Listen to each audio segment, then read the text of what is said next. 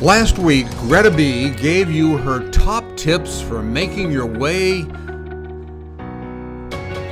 out for the holidays without gaining weight. Now tonight, she'll review the basics and then continue her getting ready for the holidays theme by providing her suggestions for avoiding the much reported upon holiday depression that can occur. Now, this is Andy Asher in the Boomer TV station and over in the studio here. And if you know Greta B, she's going to be her feisty self and throw in some sex stuff because, well, that's what she does. Welcome to Feisty Friday at 5 with Greta B. Hey, Andy. Now, we had a few, full disclosure for our audience, we had a few technical difficulties tonight, which slowed us down. But I've got to tell you the downside and the upside to that is that I've finished off this wonderful, finished off cherry pie. It's a Pinot. It's wonderful. Last week I had a Rombauer Chard. So it's Feisty Fridays. And for those who imbibe, a little juice. And if you don't, get some sparkling Welch's or Concord grape. I love that stuff too. So this is what I'll be sipping on while we're talking tonight. Thanks, Andy. Enjoy. Yeah, good stuff. So here's the thing. I'm going to review last week. I do a pop quiz, but we don't have the technical capabilities for that yet. So the key word from last week, for those who were paying attention, and I'm assuming that was everyone, is gluconeogenesis. So as we're heading into the holidays, I gave a few tips to just keep that 10, 12, 15 pounds off that people typically gain.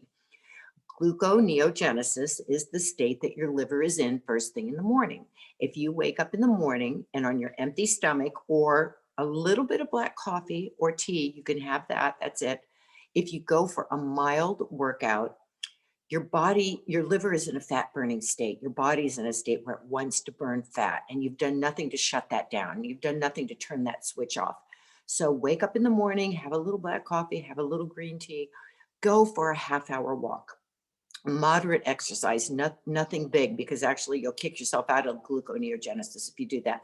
So if you'll do that first thing in the morning, a lot, always, sometimes, you're way ahead of the game. So that's number one, gluconeogenesis. Lots of water. I explained about that. Look at last week's show if you want to know why, but you hear this forever. I'm not a water drinker, as I explained. I don't like it. I hold my nose and drink it like medicine, but I force myself to drink it because I know that it will help my body burn calories, run effectively, flush, all those good things. So please, we've all heard, it's just like when people say when you have a cold and they go, oh, take vitamin C. It's like, tell me something I don't know. But we know we need to drink water, find a way to get it down. Put a little lemon in it, put some apple and marinate it overnight, whatever it takes to get you to drink that water, do it. Stop eating late at night. That's when the damage really occurs. If you can stop eating, let's say by 8 o'clock, 6 o'clock would be great, but that's hard. Then you're doing the blue plate special and you're beyond a boomer. You've gone into a whole other realm, but eat as early as you can and then let yourself fast until your morning breakfast and give that a nice long window. Intermittent fasting, which we haven't even talked about, would be a 14 to 16 hour window. And we'll get to that. But for now, just make that last meal of the day a little bit earlier so that you're not going to bed on a full stomach. The other thing is high intensity interval training. And here's where the good part comes, the better part. It's all good, but here's the even better part. I promised a little freebie last week, and here's where I'm going to pay up. Anyone who goes from the show to my website, gretablackburn.com, there's an email sign up place. Sign up for my email and I will send you an audio file for the perfect, it's about a 15 to 18 minute workout. If you do this workout 2 to 3 times a week as you head into the holidays, do me a favor, do yourself a favor too. Weigh yourself the first time you start to do this, tape take a tape to your waistline, see how many inches you got going there. You'll be surprised in just a couple of weeks of this workout that I'm going to send you how the pounds will melt off, the inches more importantly. It's a very scientific formula. Again, I'm not going to go into the details. Just trust me on this. This workout is tried and true in decades of my work, my fitness camps over the years. It works. So I will send you that free. Sign up for my email. I'll have your email address. I'll send you a file, put it on your iPhone, go for a walk, go to the gym. Well, you can't go to a gym, get on some piece of equipment, put me in your ear, which is what you'll be doing. You got to listen to me. Here I am again. Here's Greta bugging you, except it's really fun and it's fast and it really works. So sign up, get the freebie, take advantage, use this through the holidays to get you through this thing. So you're the one friend in your whole group that come New Year's Eve, you're fitting into your cool clothes and not, trying to wedge yourself in and regretting everything you've done for the past couple of months. So that's a recap. Now let's move into what we're talking about this week. One of the things that we read about, we see, and friends, we experience is holiday depression. For some reason, all the the lights, the Merry Christmas, the bulbs on the trees, everybody's happy, happy, happy. Something about that can really plug one in. It can make one look at the world from the grass is greener viewpoint.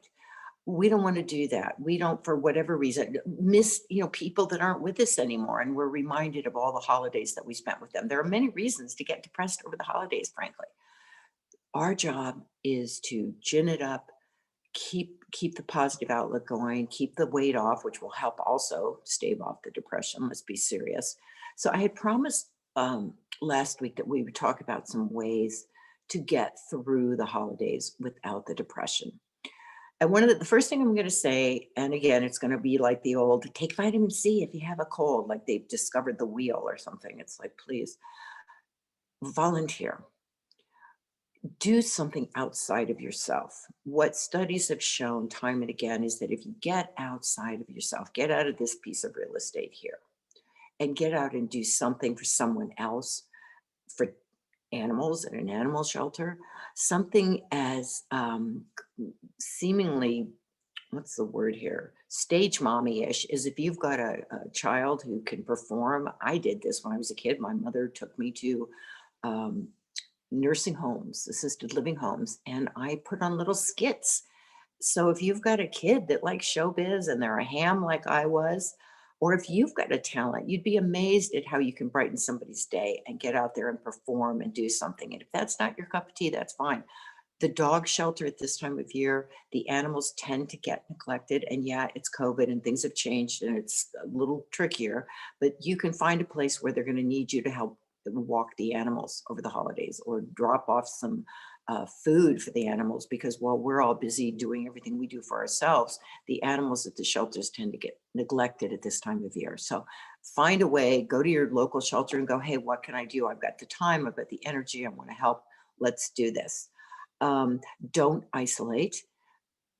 Well, we're going to talk about that. There's a time when isolating is good, but let's talk about the bad isolating. So when people isolate, especially during the holidays, that can just add more to that whole feeling of being cut off and estranged from all the good times that you imagine everybody else is having. And they're not always having a good time. We know that. So don't isolate. Force yourself to go to that gathering of friends that you're thinking about not going, either because you don't have the right dress, whatever.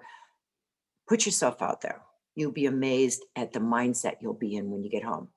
Except, and I talked about good isolation.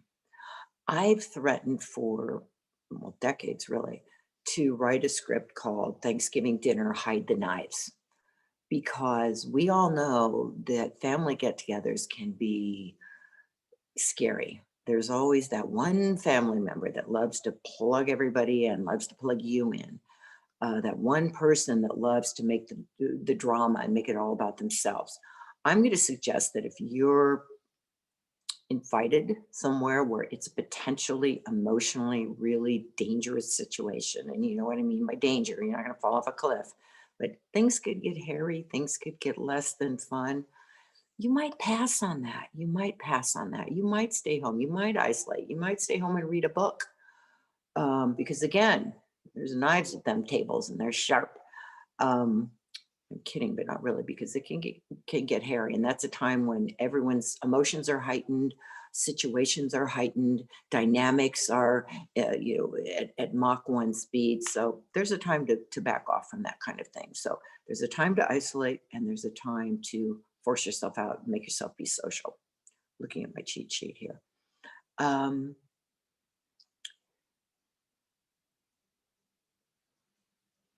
One of the things, I'm thinking about how to word this now, for people who are in relationships, this can be a time, and this can add to the depression, this can add to the weight gain, this can add to the whole deal. This can be a time when, and you've threatened at the beginning that I would probably talk about some sex stuff. So here we go. I'm going to turn the volume down if there are kids in the room.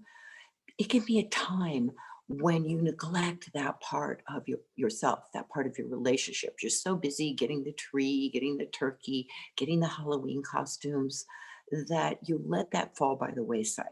And when you let that fall by the wayside, we know from scientific studies, forget me saying this, forget people recommending it. The scientific studies show us that keeping a balance in that part of one's life is really important for not just physical health, but emotional health. So it's a time to not neglect that.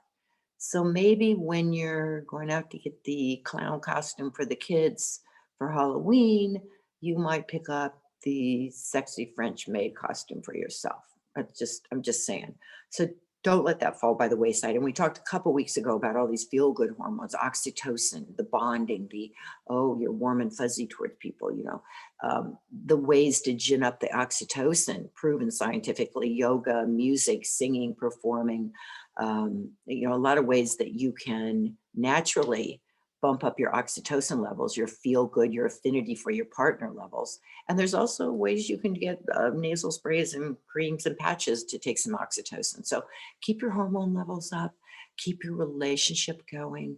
Don't let the sexy, spicy part of your life, dry up because it's the holidays and it's all about the kids, or it's all about everybody else but you and your partner.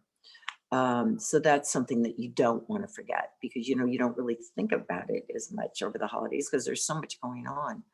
Um, Dopamine, another one. You want to keep the dopamine levels up. A friend of mine had asked me what we're going to talk about tonight. Hang on, it's time for a Pinot break. Hang on here. And I said we're going to be talking about getting through the holidays without being depressed. And he said, make a heart connection. And I said, well, I'm going to talk about relationship. I'm going to talk about, sex. I talk about that. He said, no, reach out to your favorite uncle. And I thought, and I go, well, actually, my favorite uncle's not with us anymore, and I would love to reach out to him. And he said, well, reach out, have your own little inner conversation. So we know where this is going. But I thought, that's really a great idea, because number one, the holidays always make you think of childhood anyway. Christmas is past, Hanukkah's past, whatever it is. You reminisce. It's a time to reminisce. And obviously you're thinking about people that are not with us anymore. So it might be a little time to maybe get out of the photo album, if it doesn't make you too melancholy, and kind of remember the people who really were so important to you throughout your entire life, who aren't with us anymore. So that's a way to connect. I'm single. I don't have kids. I don't have the big family vibe going on. So for me, that could be a really cool way, other than my friends, to get in touch with a sense of family. So those are things that you can do. And the other thing is to just know that as part of this whole not getting the holiday weight gain, part of the not getting the holiday depression is tied in, because if you go out and take that walk in the morning, you're going to have a little dopamine boost, a little endorphin boost. You're going to have a little feel good, antidepressant action taking place. So this stuff all ties together. I say this, I think every week. I go, the sex and the hormones and the longevity, we talk about that. It's all of a piece. It's all this crazy Rubik's Cube of our life. It's nuts, and it's you line them up and then you don't. And anyway, sometimes they're really lined up well and sometimes they're not. So our goal as boomers, because we have the wisdom and we have the experience to not just be dictated by the immediacy of whatever's going on. I talk about this vantage point we have. We've got all these years, we're on this mountain, looking down, we can see uh, what we need to do, what we've done in the past that didn't work. And it's one of the blessings, Andy and everyone, we talk about this whole state of life called boomer. And it's a good thing. It's a really good thing. And if we forget about the fact that, when we look at the pictures of ourselves when we were, 22 or the prom queen, I was never the prom queen, but whoever was, you know what I mean?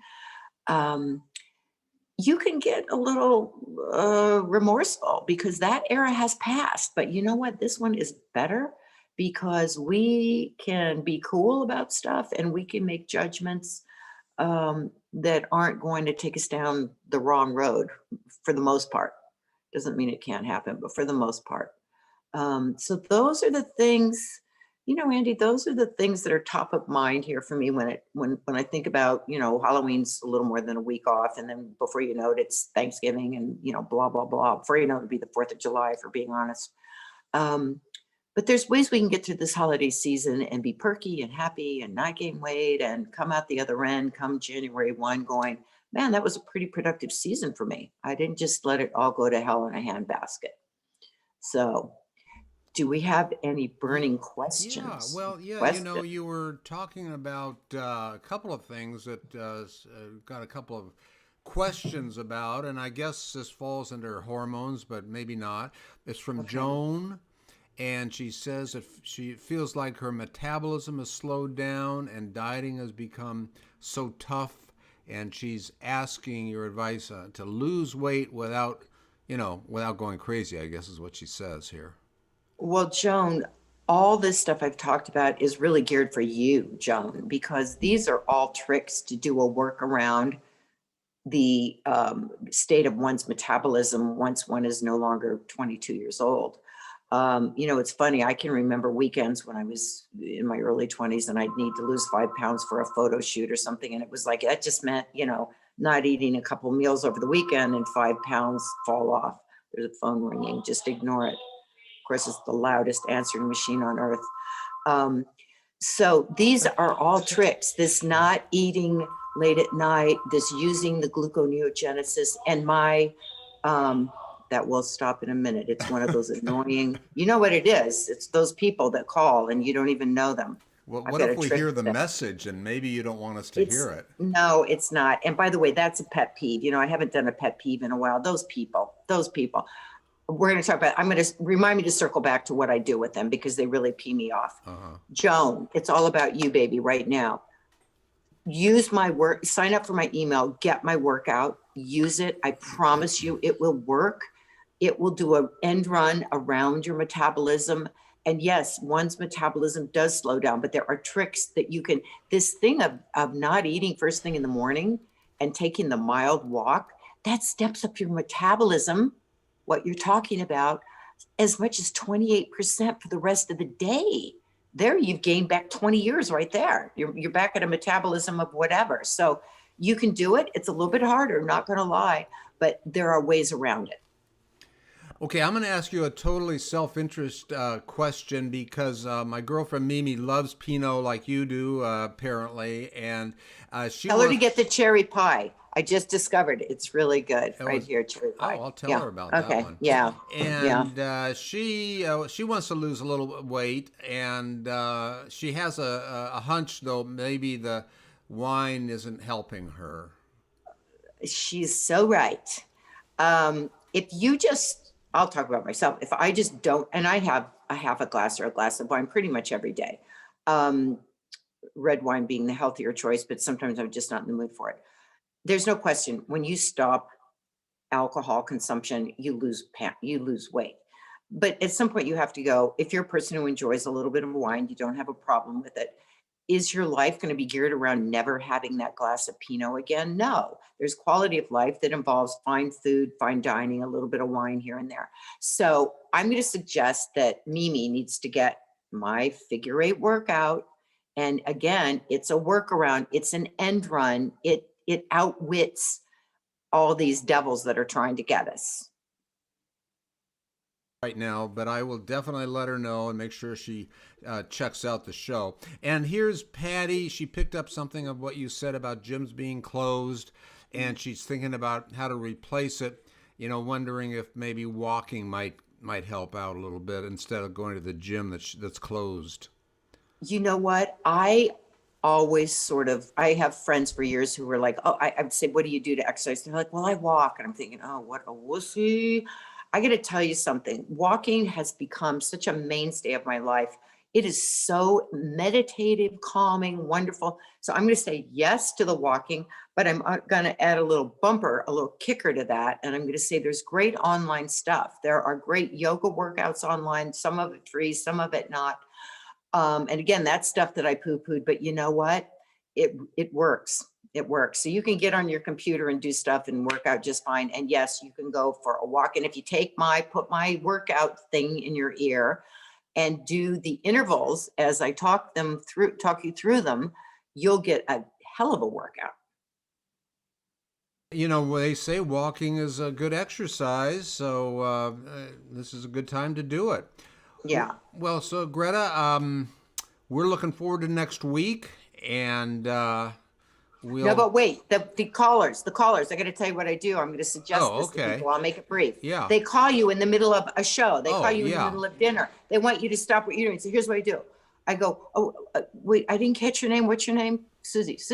So here's the thing.